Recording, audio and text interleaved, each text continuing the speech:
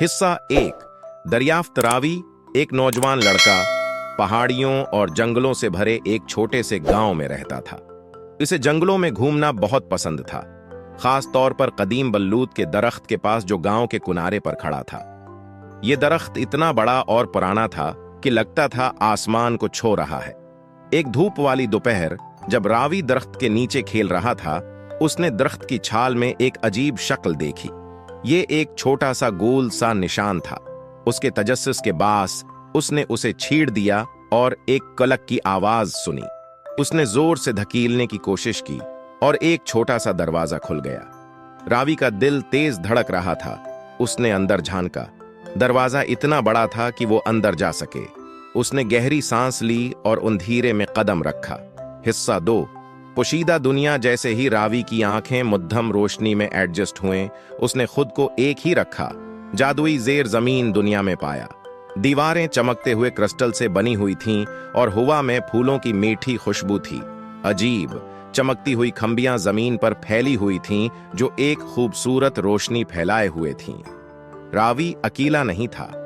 नन्ही परों वाली परियां हवा में उड़ रही थीं और उनकी हंसी गार में गूंज रही थी। एक अक्लमंद बूढ़ा आदमी जिसकी लंबी दाढ़ी थी करीबी सरंग से निकला। जीनोम ने रावी को खुश आमदीद कहा और बताया कि वो इस पोशीदा दुनिया का मुहाफिज है। हिस्सा 3। लालची सुदागर। रावी की दरियाफत की खबर गांव में तेजी से फैल गई। सीलास नामी लालची सुदागर ने उसके बारे में सुना और पोशीदा दुनिया के खजाने का फायदा उठाने का सोचा। इसने रावी को बड़ी रकम सोने की पेशकश की ताकि वो इस राज को बता दे। रावी ने सीलास की पेशकश कबूल करने के बजाय फैसला किया कि पोशीदा दुनिया को महफूज रखेगा और उसका राज अपने पास रखेगा। हिस्सा 4। तारीख जादूगर। सीलास पोशीदा दुनिया तक पहुंचने के लिए मुलाकी नामी एक तारीख जादूगर की मदद लेने गया। मुलाकी ने खजाने के एक हिस्से के बदले सीलस की मदद करने पर रजामंदी जाहिर की। दोनों ने मिलकर रावी को फंसाने और पोशीदा दुनिया का मकाम मालूम करने का मंसूबा बनाया। हिस्सा 5। शोडाउन। एक दिन जब रावी जेर जमीन दुनिया में था, सैलस और मलाकी ने उस पर हमला कर दिया। एक जबरदस्त जंग हुई, लेकिन रावी परियों और बूढ़े जीनोम की मदद से बच निकलने में कामयाब हो गया। रावी ने फौरन गांव वालों को खतरे से आगाह किया और वापस गांव की तरफ दौड़ा। इसका दिल तेज धड़क रहा था। हिस्सा 6। आखिरी जंग। गांव वाले जंगल के किनारे जमा हुए और रावी ने उन्हें सूरत-हाल बताई।